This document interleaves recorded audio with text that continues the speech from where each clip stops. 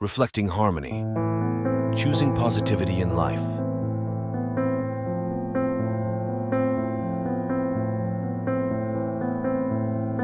Picture a vast underwater landscape, serene and still.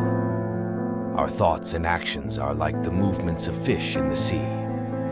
When we think positively and act kindly, we create harmony and balance.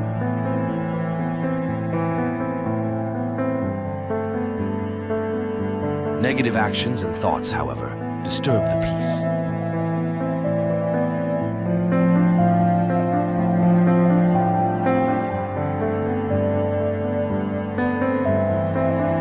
The world reflects our inner state, just as the sea reflects the sky.